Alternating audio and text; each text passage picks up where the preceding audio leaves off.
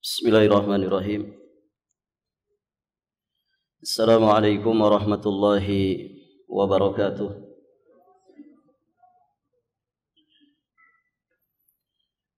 Alhamdulillahi rabbil alamin.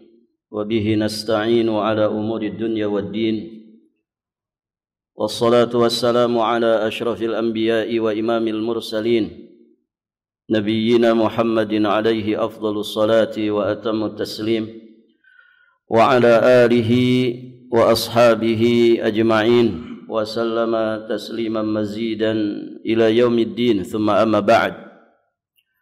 Allahumma inna nas'aluka ilman nafi'an wa na'udzu bika min ilmin la yanfa'. Ya hayyu ya qayyum birahmatika nastaghith, aslih lana sya'nana kullah wa la takilna ila anfusina tarfata ain. Para hadirin jamaah salat maghrib dan isya rahimani wa rahimakumullahu jami'an. Alhamdulillah, kita bersyukur kepada Allah Subhanahu wa taala. Pada malam hari yang berbahagia ini kita sudah berada di tanggal 10 dari bulan Zulqa'dah 1446 Hijriah yang bertepatan dengan tanggal 7 Mei 2025. Kita bersyukur kepada Allah Subhanahu wa taala atas nikmat kesehatan dan juga kesempatan. Kita juga bersyukur kepada Allah Subhanahu wa taala atas nikmat anugerah istiqamah di dalam menuntut ilmu agama. Imam Ibnul Jauzi alaihi rahmatullah, beliau pernah mengingatkan kita semua di dalam kitabnya Talbis Iblis. I'lam anna awwala talbisa iblis 'alan nasi sadduhum 'anil ilmi. Ketahuilah bahwasannya awal mula talbis atau perangkap dari iblis untuk menjerumuskan manusia ke dalam kesesatan adalah sadduhum anil ilmi, yakni menghalang-halangi manusia atau memalingkan mereka dari ilmu agama. Li'annal ilma nur, fa idza atfa'a masabihahum khabbatahum fi dhulami kaifa sya'a. Karena sejatinya, kata Imam Ibnul Jauzi, ilmu itu adalah cahaya yang akan menerangi lahir batin manusia, yang akan menjadi lentera kehidupannya sampai dia nanti selamat di kehidupan akhirat. Fa idza atfa'a masabihahum, ya maka apabila hadirin jamaah yang dirahmati Allah, iblis itu berhasil memadamkan lampu-lampu yang menjadi sumber cahaya bagi manusia, yakni ilmu agama tadi, maka khabbatahum fidh dhulam. Iblis akan sangat mudah untuk mengombang-ambingkan, menyesatkan manusia sesuai dengan kehendaknya, dibawa manusia ke dalam kegelapan, kemudian disesatkan oleh iblis laknatullah alaih. Maka hadirin jamaah yang dirahmati Allah, beliau kemudian melanjutkan, iblis innama yatamakkan minal insani ala qadri qillatil ilmi. Ya, sesungguhnya iblis itu hanya akan dapat menguasai manusia sesuai dengan kadar sedikitnya ilmu yang dimiliki. Fakullama qalla ilmul insan kathura tamakkunu iblis minhu. Setiap kali ilmu seorang manusia itu sedikit, maka semakin besar penguasaan iblis atas dirinya. Namun sebaliknya, wa kullama kathural ilmi qalla tamakkunuhu minhu. Maka ketika seorang itu memiliki banyak ilmu, maka sedikit pula penguasaan iblis terhadap dirinya. Hadirin jamaah yang dirahmati Allah Subhanahu wa taala, tentu kita bersyukur atas anugerah ini. Dimudahkan oleh Allah Subhanahu wa taala untuk istiqamah di dalam menuntut ilmu agama. Karena sejatinya ilmu ini cahaya yang akan membimbing kita untuk bisa selamat mengarungi semua kegelapan ya fitnah dunia, kegelapan fitnah kubur, sampai kemudian kegelapan perjalanan di kehidupan akhirat. Ya, sehingga kita selamat sampai finish di surga Allah Subhanahu wa taala. Dan hadirin jamaah yang dirahmati Allah, maka sekali lagi kita syukuri. Karena ini perjalanan yang tidak mudah. Ya, setan itu merongrong manusia 24 jam. Asy-syaitan jathim ala qalbi ibni Adam. Setan itu selalu bertengger di dalam hati manusia. Ketika manusia lengah, ketika manusia lalai, maka setan akan masuk ke dalam hati manusia, mewaswasi hatinya sehingga dia berpaling dari jalan Allah Subhanahu wa taala. Maka dengan kita istiqamah duduk di majelis ilmu seperti ini, semoga ini menjadi wasilah besar ya bagi kita untuk tidak kehilangan lentera cahaya yang menerangi lahir batin kita, kehidupan dunia dan juga akhirat kita. Orang itu kalau sedang dalam kegelapan, maka jamaah yang dirahmati Allah, dia rawan celaka. Begitu kan? Tapi ketika orang berjalan ya di bawah sinar, di bawah cahaya, di bawah lentera, maka dengan mudah dia akan menelusuri jalan tersebut dalam keadaan yang sebaik-baiknya, sehingga dia sampai ke tujuan ya dengan selamat. Nah, ilmu inilah yang kemudian hadirin jamaah yang dirahmati Allah, oleh iblis berusaha untuk kemudian dijauhkan dari manusia. Maka sejatinya hadirin jamaah yang dirahmati Allah, jika ada orang suka menghalang-halangi manusia dari belajar agama, maka sejatinya dia bisa lebih berbahaya daripada setan bangsa jin. Karena dia seperti orang yang sedang memadamkan cahaya manusia. Ya, sehingga manusia berada di dalam kegelapan, dan kalau sudah dalam kegelapan seperti itu sangat mudah untuk disesatkan. Baik. Para jamaah yang dirahmati Allah Subhanahu wa taala, kita bersyukur pada malam hari ini kajian perdana kita untuk kembali melanjutkan pelajaran Kitab Tauhid alladzi huwa haqqullah 'alal 'abid, karya Syekhul Islam Al-Imam Al-Mujaddid Muhammad At-Tamimi An-Najdi Al-Hambali alaihi rahmatullah. Jika tidak keliru, kita sampai di bab firman Allah Subhanahu wa taala di surat An-Nahl ayat 83. Betul tidak ini? Yang bawa kitab, yang bawa kitab sedikit saja ya. Semuanya mungkin sudah pada hafal. Di luar kepala kan, Pak? Ya Ustaz, kitab tauhid itu tipis aja gitu ya. Nah, ini matanya segini aja. Insyaallah sudah pada di luar kepala semua kan, Pak? Maksudnya enggak masuk-masuk gitu. Ini kalau di pondok dihafalin ini, distorkan. Ini matan kitab tauhid segini. Totalnya ada berapa halaman ini? Di matan ini ada sekitar 192 halaman. 192 halaman. Kalau di pesantren dihafalkan itu matanya bab per bab.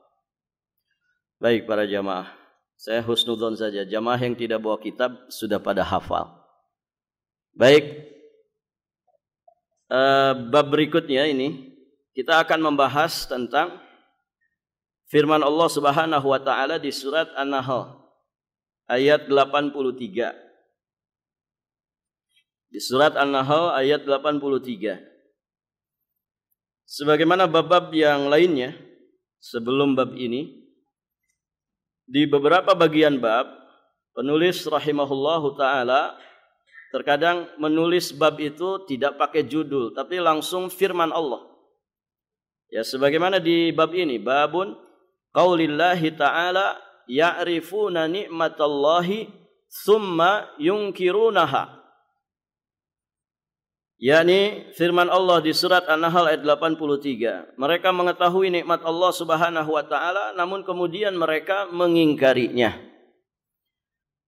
Berarti bab ini, hadirin jamaah yang dirahmati Allah, demikian pula nanti di bab berikutnya, bab ini mirip dengan bab tentang kisah tiga orang yang diuji dengan kusta itu, dengan buta, satu lagi dengan penyakit lepra.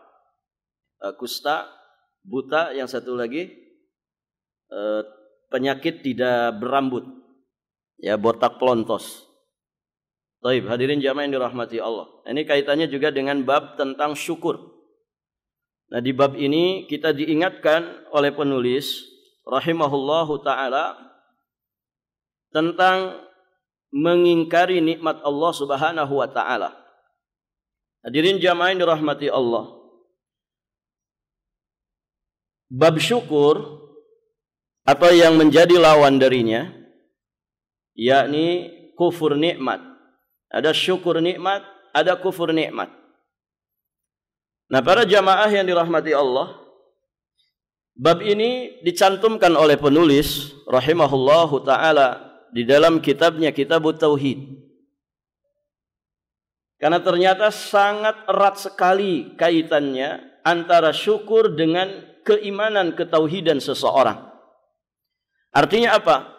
Kalau orang tidak paham ilmu syukur, orang tidak mengerti ilmu syukur ini, sejatinya itu gambaran rusaknya akidah yang ada pada dirinya. Karena mukmin muwahhid itu adalah hamba-hamba yang dikatakan abdan syakuran, hamba-hamba yang pandai bersyukur kepada Allah Subhanahu wa taala dengan jiwa dan juga raganya, dengan lisannya, dengan anggota badannya. Bahkan yang paling inti adalah syukur dia dengan hatinya terhadap nikmat-nikmat Allah Subhanahu wa taala. Ya, sehingga hadirin jamaah yang dirahmati Allah, saking pentingnya pembahasan ini, saya tertarik untuk sedikit membahas pembahasan ini ya dengan panjang lebar. Sedikit panjang lebar. Sebagaimana kita juga pernah membahas terkait dengan permasalahan dunia beberapa kali pertemuan. Karena memang perkara-perkara seperti ini perkara-perkara yang mewabah. Banyak sekali manusia itu tidak tahu syukur. Banyak sekali manusia itu yang terfitnah oleh dunia. Maka hadirin jamaah yang dirahmati Allah, bismillah, dengan izin Allah Subhanahu wa taala, dengan taufik dan inayahnya, insyaallah kita akan bahas bab ini mungkin dalam beberapa pertemuan ke depan. Baik, para jamaah yang dirahmati Allah, kenapa bab ini sangat penting? Ya, sampai-sampai kemudian muallif rahimahullahu taala beliau mencantumkan bab ini di dalam Kitabut Tauhid. Baik, para jamaah, syukur ini istilah yang familiar di lisan dan juga di telinga masyarakat kita. Namun tidak semua perkara yang masyhur di tengah-tengah manusia, tidak semua mereka kemudian paham daripada hakikatnya. Dan Masya Allah, ilmu syukur ini kalau kita kuasai, hadirin jamaah yang dirahmati Allah, sejatinya itu menjadi surga dunia bagi kita. Kekayaan sejati itu hakikatnya adalah syukur kepada Allah. Orang itu kalau syukur kepada Allah, selesai urusan. Begitu kan? Ada orang celaka, syukur kepada Allah, selesai enggak? Selesai. Ada orang sedang susah, dia malah bersyukur kepada Allah, selesai urusannya. Artinya apa? Orang bersyukur kepada Allah, orang yang paling tenang hidupnya. Orang yang paling tenang dengan iman dan juga akidahnya. Orang yang hidupnya, ya kalau di masa ini banyak orang yang menjalankan namanya hidup slow living. Ya.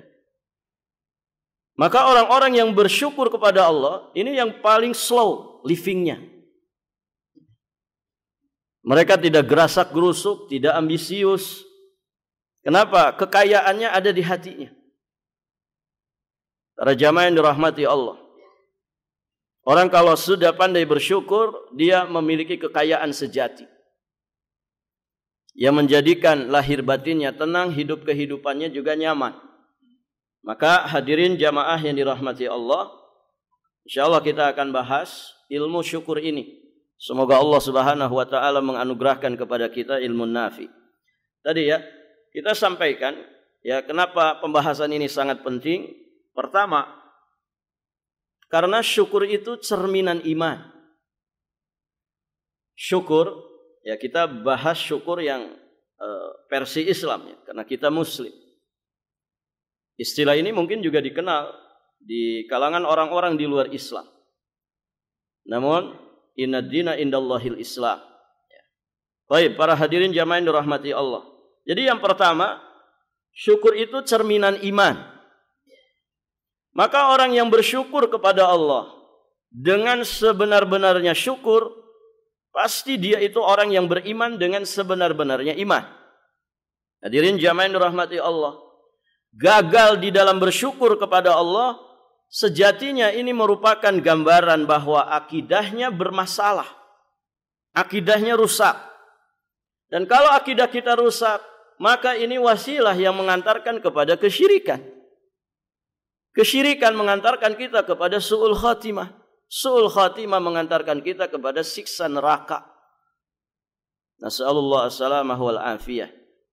Perhatikan hadirin jamaah yang dirahmati Allah, bagaimana kemudian Nabi SAW mengaitkan syukur itu dengan iman. Di dalam hadis yang sering kita dengar, ada di Sahih Muslim. Rasulullah SAW bersabda, "Ajaban li amril mu'min, inna amrahu kullahu khair. Walaysa dzaka li ahadin illa lil mu'min. In asabathu sarra syakara fakana khairan lahu, wa in asabathu dharra sabara fakana khairan lahu." Sungguh menakjubkan keadaan seorang mukmin itu. Sungguh menakjubkan keadaan seorang mukmin itu. Kenapa urusannya orang-orang beriman itu menakjubkan, mengagumkan? Kata Nabi SAW, "Inna amrahu kullahu khair." Karena sesungguhnya urusannya orang beriman, semua perkara orang beriman itu bernilai kebaikan bagi dirinya. Kemudian Nabi menggambarkan ya bagaimana perubahan keadaan, perubahan situasi dan kondisi yang dialami oleh seorang mukmin ternyata menjadi peluang untuk mendapatkan limpahan pahala di sisi Allah. Kata Nabi SAW, "In asabathu sarra syakara." Apabila dia mendapatkan kesenangan, mendapatkan kelapangan, mendapatkan kenikmatan, atau apapun itu istilahnya, maka dia segera bersyukur kepada Allah Subhanahu wa taala, fakana khairan lahu. Syukurnya itu merupakan kebaikan yang berpahala bagi dirinya. Wa in asabathu dharra, demikian pula saat dia mendapatkan kebalikannya, mendapatkan kesempitan, mendapatkan kesusahan, mendapatkan kegelisahan, maka dia bersabar. Dia bersabar atas ujian tersebut. Fakana khairan lahu. Maka kesabarannya itu merupakan kebaikan yang berpahala bagi dirinya. Dan uniknya hadirin jamaah yang dirahmati Allah, Nabi menyampaikan, "Walaysa dzaka li ahad." Hal ini tidak dimiliki oleh seorang pun kecuali hanya oleh orang-orang beriman. Lihat di sini, syukur dan sabar itu sangat identik dengan iman.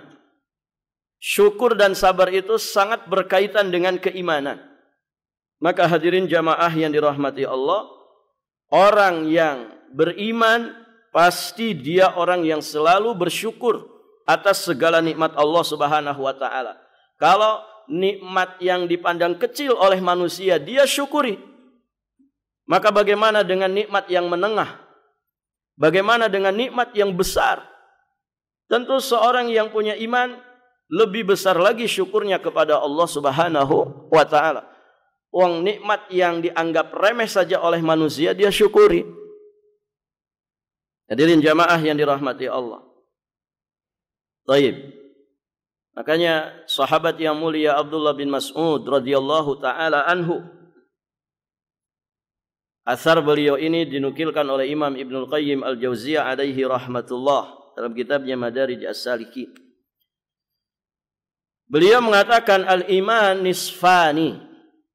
Al-iman nisfani. Iman itu terdiri atas dua perkara. Iman itu terdiri atas dua perkara. Nisfun fis sabri wa nisfun fis syukri. Ya, setengah ada pada kesabaran, yakni separuhnya ada pada kesabaran, kemudian separuh iman berikutnya ada pada syukur. Perhatikan para jamaah. Iman itu ada dua bagian. Ya, kata Abdullah bin Mas'ud radhiyallahu taala an, terdiri dari dua perkara. Separuhnya ada pada kesabaran, separuhnya ada pada kesyukuran. Mengapa demikian? Karena memang hidup manusia di antara dua itu. Ya. Hidup manusia kan hanya dua ini. Kemudian satu yang selalu melekat pada manusia.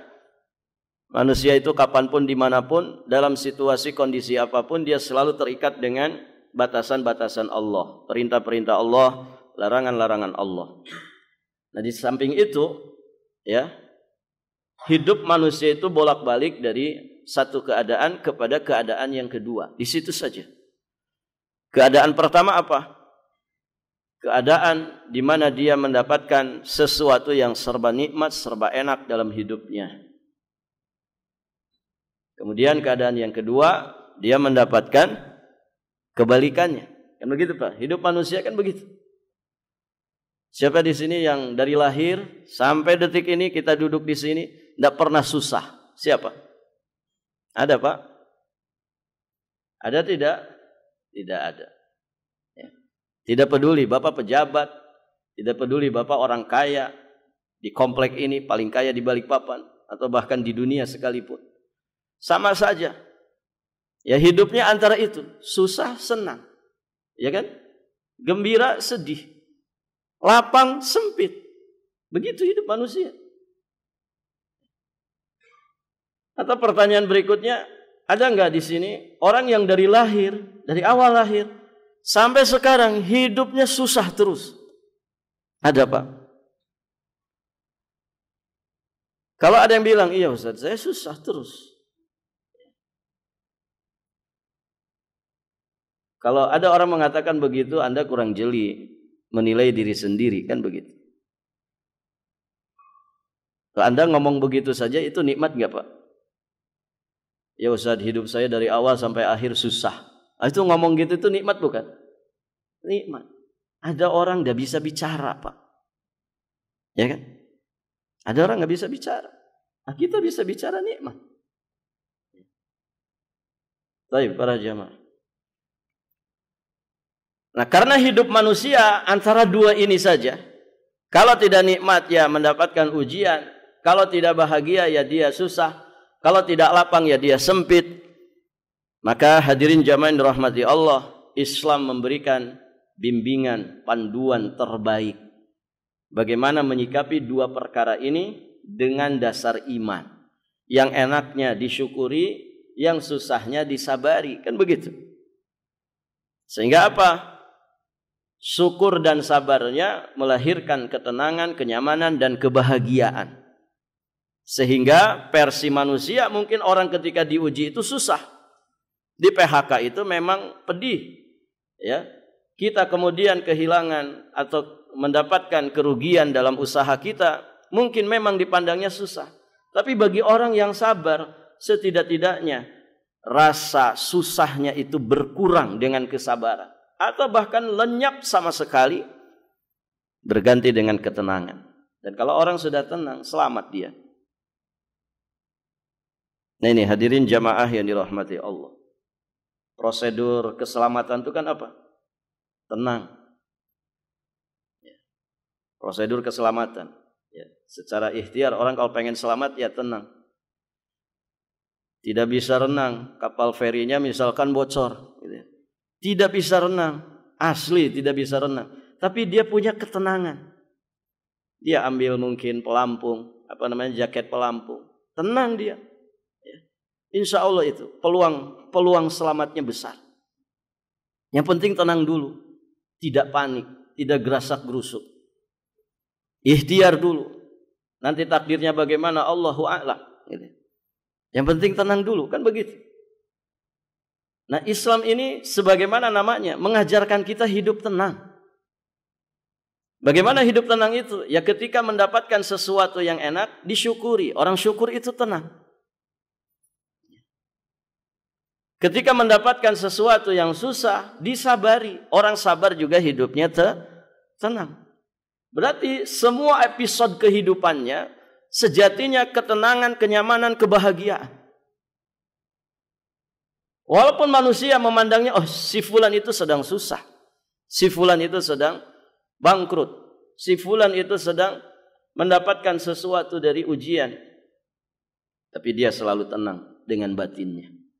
Dan itu yang mungkin tidak disaksikan oleh manusia. Baik, hadirin jamaah yang dirahmati Allah. Jadi ini yang pertama, bahwa syukur itu cerminan iman. Yang kedua, pentingnya pembahasan ini, hadirin jamaah yang dirahmati Allah, menjadikan manusia tidak bersyukur itu sejatinya adalah misi utama iblis.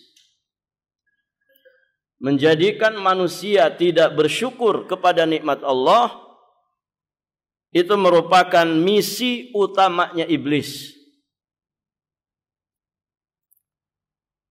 Orang itu dalam hidup mesti menarget misi utama. Ada misi, visi, cita-cita utama, begitu ya. Yang lain mungkin tidak masalah, tidak tercapai, tapi yang inti ini. Nah, iblis Pak itu punya silabus. Ya. Dia punya kurikulum, dia punya panduan, dia punya target dan cita-cita. Untuk apa? Untuk menyesatkan manusia sebanyak-banyaknya sehingga menjadi teman dia nanti di neraka. Itu kan janjinya di hadapan Allah. Dan kebayang lihainya iblis itu Pak. Profesinya cuma satu, dia geluti dari semenjak zaman Nabi Adam. Kira-kira jadi master enggak itu? Pakarnya pakar gitu ya, ahlinya ahli. Jadi kan, intinya inti. Ya. Hadirin jamaah yang dirahmati Allah. Entah ini iblis yang dulu menggoda Nabi Adam, sekarang menggoda siapa? Gitu ya. Baik para jamaah. Nah, salah satu misi utama mereka itu apa? Ini dia. Memalingkan manusia ya dari yang namanya syukur kepada Allah. Memalingkan manusia dari tasyakur bin ni'mah. Pertanyaannya, berhasil enggak ini misi iblis ini? Berhasil tidak?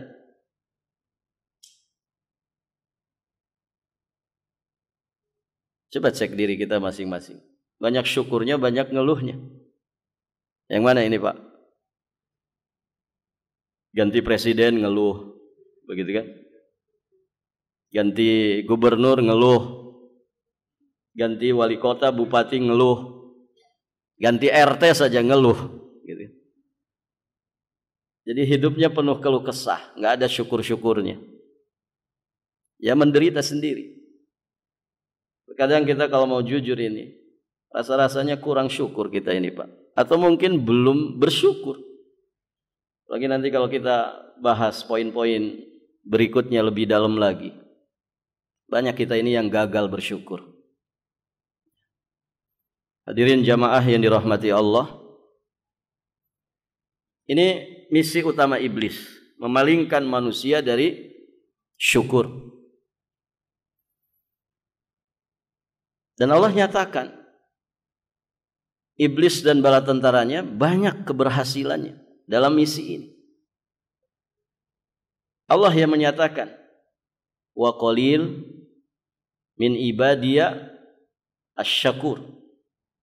Wa qalilun min ibadiya asy-syakur. Sedikit dari para hambaku yang pandai bersyukur. Berarti kebanyakannya apa? Kebanyakannya apa, Pak?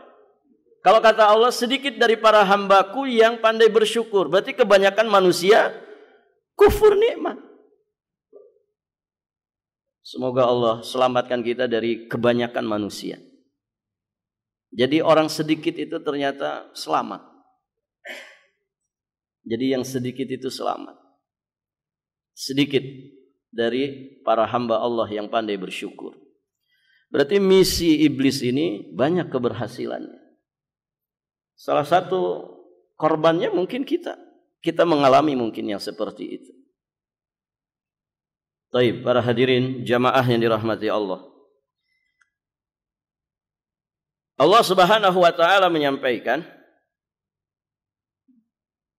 bahwa misi utama iblis itu adalah menjadikan manusia tidak bersyukur. Ada di surat Al-A'raf ayat 16 sampai 17. Allah berfirman, qala fabima aghwaytani la'aqudanna lahum siratakal mustaqim thumma la'atiyannahum min baini aydihim wa min khalfihim wa an aymanihim wa an syama'irihim. Nah, di penghujung ayat Allah sampaikan, wala tajidu aktsarahum syakirin, wala tajidu aktsarahum syakirin. Iblis menjawab, karena engkau telah menghukumku dalam kesesatan, maka aku benar-benar akan menghalang-halangi mereka, yakni Adam dan juga anak keturunannya, dari jalan engkau yang lurus. Dihalang-halangi dari jalan Allah yang lurus. Tidak hanya itu, kemudian aku akan mendatangi mereka dari arah depan, dari belakang, kemudian dari kanan dan juga kirinya mereka. Wala tajidu aktsarahum syakirin. Dan engkau tidak akan mendapati kebanyakan mereka itu bersyukur. Engkau tidak akan mendapati kebanyakan mereka itu bersyukur. Ini misi utama iblis. Bagaimana kebanyakan manusia itu tidak bersyukur kepada Allah. Dan Allah nyatakan tadi, wa qalil min ibadiyas syakur. Ternyata misi mereka ini banyak mendapatkan keberhasilan. Waktu Nabiullah Adam alaihissalam di surga, beliau awalnya kan tidak tergoda ya. Kemudian akhirnya yang tergoda siapa? Istrinya Hawa. Jadi iblis melalui Hawa, kemudian Hawa, hadirin jamaah yang dirahmati Allah, membujuk Nabiullah Adam alaihissalam. Digoda Nabi Adam, tergoda. Begitu kan? Dari sini kita memahami bahwa hadirin jamaah yang dirahmati Allah, ternyata para wanita itu termasuk pihak yang paling banyak terkena makar iblis ini. Tidak tahu syukur. Ada jamaah ibu-ibu di sini kan? Istri antum pada hadir. Nanti besok diajak ya. Supaya ngerti ilmu syukur. Ya setelah kita tentunya. Jangan istri saja yang paham. Kita juga harus paham. Tapi hadirin jamaah yang dirahmati Allah, ternyata wanita itu menjadi pihak yang terbanyak terkena oleh apa? Makar iblis ini. Dan itu sudah disebutkan oleh Nabi sallallahu alaihi wasallam. Karena dulu juga Hawa demikian. Yang akhirnya hadirin jamaah yang dirahmati Allah, pantas kalau kemudian wanita itu bagi laki-laki adalah fitnah yang sangat besar. Yang sangat besar. Digoda iblis, tahan para jemaah. Giliran digoda wanita, berat ini. Ya kan para jemaah? Kadang suaranya saja bikin fitnah bagi laki-laki. Wanita itu. Orang bisa terfitnah gara-gara suara perempuan. Bagaimana dengan wajahnya? Bagaimana dengan kemolekan tubuhnya? Bagaimana dengan parasnya yang cantik? Dengan suara saja orang bisa terfitnah. Saya mungkin pernah cerita ya. Ini kisah nyata Pak. Zaman dulu sebelum ada media sosial seperti saat ini. Dulu media sosial yang paling digandrung itu apa? Alat komunikasi. Sebelum ramai seperti sekarang hanya ada di genggaman manusia. Ada namanya radio. Sekarang sudah enggak zaman radio Pak ya. Masih ada yang suka dengerin radio? Sudah jadul banget. Kayaknya sudah mulai ditinggalkan. Walaupun mungkin masih ada orang jualan radio. Tapi dulu radio itu hampir tiap rumah ada. Begitu kan? Dengan beragam programnya. Yang rata-rata ya programnya mirip-mirip televisi. Tontonan yang tidak memberikan tuntunan. Pendengaran yang tidak memberikan pencerahan. Baik, hadirin. Jadi kisahnya itu ada seorang bapak-bapak mungkin di daerah gunung gitu. Dia mendengarkan penyiar radio. Penyiar radio rata-rata perempuan.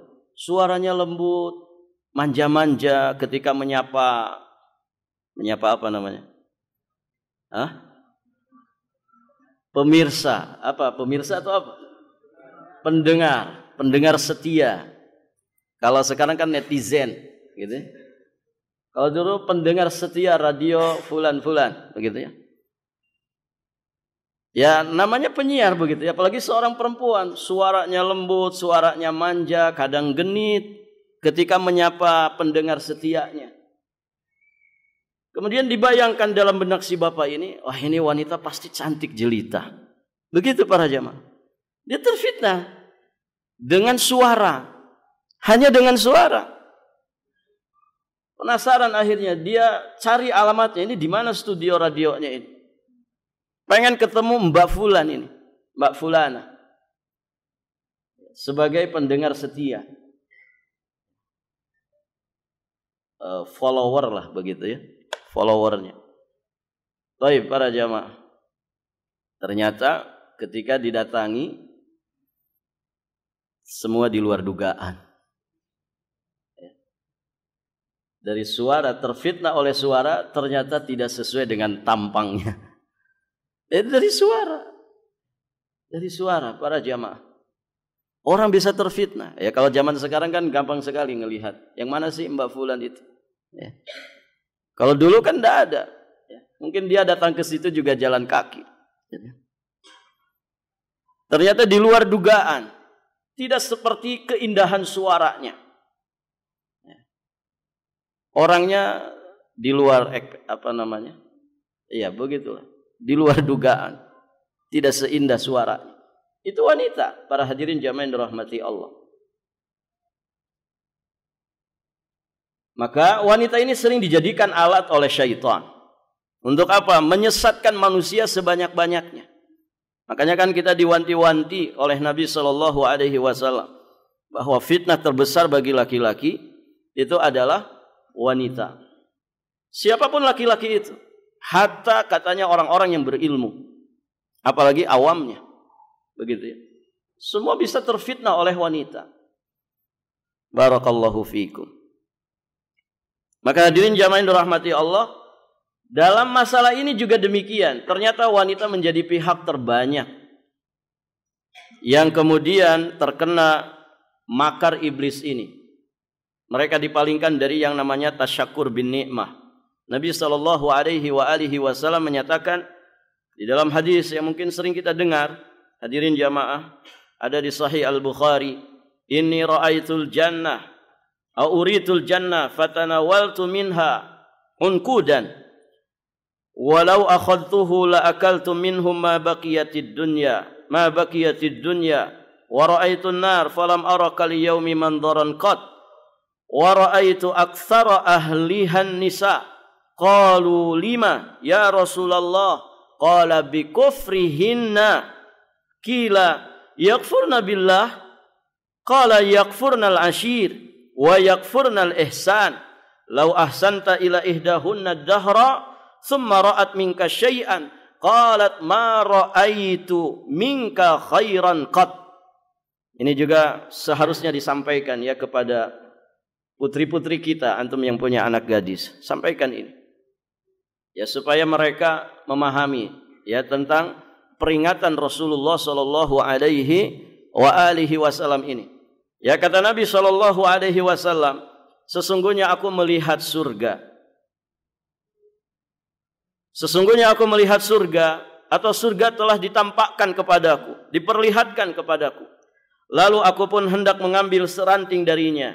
Sekiranya engkau dapat mengambilnya, niscaya kalian akan memakannya selama dunia itu masih ada. Ini istimewanya surga. Kemudian aku pun melihat neraka. Nah, di sini poinnya. Maka aku tidak pernah melihat pemandangan seperti yang terjadi pada hari ini. Pemandangan yang sangat mengerikan. Ya, bagaimana keadaan yang sangat mengerikan, mengenaskan. Orang-orang yang disiksa di dalam api neraka. Kemudian poinnya kata Nabi SAW, aku melihat kebanyakan penghuni neraka itu adalah wanita. Mereka bertanya, kenapa ya Rasulullah? Kenapa neraka itu banyak dihuni oleh para wanita? Maka Nabi SAW menjawab, bikufrihinna, karena kekufurannya mereka. Kemudian ditanya ulang, apakah karena mereka itu kafir kepada Allah? Kemudian Nabi menjawab, tidak, mereka tidak kufur kepada Allah. Namun ternyata mereka mengkufuri perlakuan dan kebaikan suaminya. Berarti kufur nikmat. Lihat, kufur nikmat. Mengkufuri kebaikan dari suami. Ini bisa menyebabkan seorang wanita itu masuk ke dalam api neraka. Menunjukkan ini perkara besar. Hadirin jamaah yang dirahmati Allah. Kemudian Nabi gambarkan bagaimana kufurnya wanita terhadap kebaikan dari suaminya. Kata Nabi, sekiranya kamu berbuat baik kepada salah seorang dari mereka selama setahun penuh, bahkan sepanjang masa, lalu dia melihat sesuatu yang tidak baik dari dirimu, maka dengan serta-merta dia akan mengatakan, aku tidak pernah melihat kebaikanmu sedikit pun. Berarti 1.000.000 kebaikan itu musnah, hilang, ya, sirna, hanya dengan satu kesalahan yang terjadi pada suami. Semoga istri kita tidak seperti itu. Hadirin jamaah yang dirahmati Allah. Nah, inilah para wanita. Ya, mereka target, ya, sasaran daripada makar iblis di dalam memalingkan manusia, ya, dari syukur kepada Allah Subhanahu wa taala. Dan kalau kemudian wanita ini sudah kepegang dengan sangat mudah, ya, berarti setan bertambah anggotanya. Begitu kan? Dia punya anggota baru. Kalau istrinya sudah dipegang, anak perempuannya sudah dipegang, dan perempuan semua yang ada di rumah itu terpegang semuanya oleh syaitan, maka ya sebentar lagi kalau kemudian mereka tidak saling memperbaiki diri, suaminya nanti yang akan kufur nikmat. Banyak, ya. Hadirin jamaah yang dirahmati Allah, suami yang tadinya baik-baik saja, ya, kemudian dia akhirnya terpengaruh oleh istrinya yang buruk. Ya. Makanya ya kalau nikah itu harus ikuti prosedur syariat. Ya. Jangan modal nekat. Yang penting dibini dulu Ustadz. Nanti saya bina. Iya, kalau antum bisa bina istri antum. Kalau justru antum dibina oleh istri, yang penting cantik dulu Ustadz. Ya. Dibini dulu. Yang penting dia milik saya dulu. Nanti saya bina. Ya. Nggak apa-apa, nggak berjilbab juga. Ikhwan, yang sudah berjilbab saja kadang susah. Ya. Istri antum yang sudah rapi jilbabnya, tidak ada yang nampak, ya, pada tubuhnya. Satu pun, ya, tidak ada yang nampak, saking tertutupnya. Itu kadang susah. Bagaimana yang memang tidak seperti itu? Ya, hadirin jamaah yang dirahmati Allah. Allahu a'lam bissawab. Sudah masuk waktu. Nah, kita cukup saja sampai di sini para jamaah. Semoga ini menjadi pemanasan yang baik bagi kita. Tapi sudah pada panas kan Pak ya? Kajian kan sudah sebelumnya ya. Baik para jamaah, insyaallah nanti kita lanjutkan kita akan sedikit berpanjang-panjang di bab ini. Barakallahu fiikum. Kita akhiri subhanakallahumma bihamdik asyhadu an la ilaha illa anta astaghfiruka wa atubu ilaik. Hadanallahu wa iyyakum ajmain. Wallahul muwaffiq ila aqwamit thoriq. Al-'afwu minkum. Assalamualaikum warahmatullahi wabarakatuh.